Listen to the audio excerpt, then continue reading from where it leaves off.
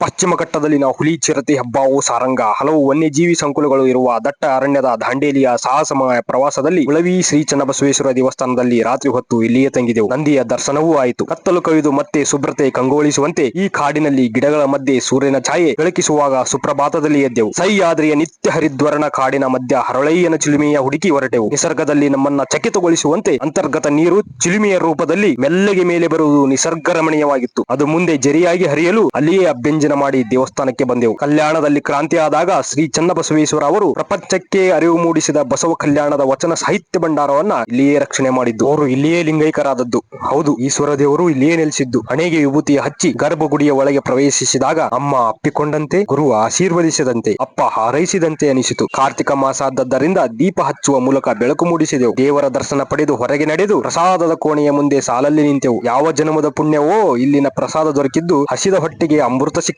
ಮುಂದೆ ಹೊರಬಂದಾಗ ಇಲ್ಲಿನ ಗಂಗೆಯ ಹೊಂಡವು ನನಗೆ ಕಂಡದ್ದು ರೋಗಗಳನ್ನ ಮಾಯವಾಗಿಸುವ ಆಸ್ಪತ್ರೆಯಂತೆ. ಇನ್ನು ಹಲವು ಸ್ಥಳಗಳನ್ನು ಭೇಟಿ ಮಾಡಬೇಕು, ಚಕಿತಗಳನ್ನ ತಿಳಿಯಬೇಕು ಎಂದು ಮುಂದಿನ ಪ್ರಯಾಣ ಬೆಳೆಸಿದಾಗ ಅನಿಸಿದ್ದು ಇಲ್ಲಿನ ವಿಶಾಲವಾದ ಜಾಗ, ಗಾಳಿಯ ಇಂಪಾದ ಕೂಗು, ನೀರಿನ ಆನಂದದ ಸದ್ದು, ಜೀವ ಸಂಕುಲದ ಮೃದುವಾದ ಹಾಡು ನಗರದ ಜೀವನವನ್ನ ಮರೆಸಿ ನೆಮ್ಮದಿಯನ್ನ ನೀಡುವಂತದ್ದು. ಇಲ್ಲಿಂದ ಮುಂದೆ ನಮ್ಮ ಪ್ರಯಾಣ ನಡೆಸಿದೆವು ನೀಲಿ ಸೆರಗು ಹೊತ್ತ ಹಸಿರು ಕುಬುಸುವ ತೊಟ್ಟ ಸಾತೋಡಿಯ ಕಡೆಗೆ. ಮತ್ತೆ ಮುಂದಿನ ವಿಡಿಯೋದಲ್ಲಿ ಸಿಗೋಣ. ನಮಸ್ಕಾರ, ಟಾಟಾ, ಬಾಯ್ ಬಾಯ್.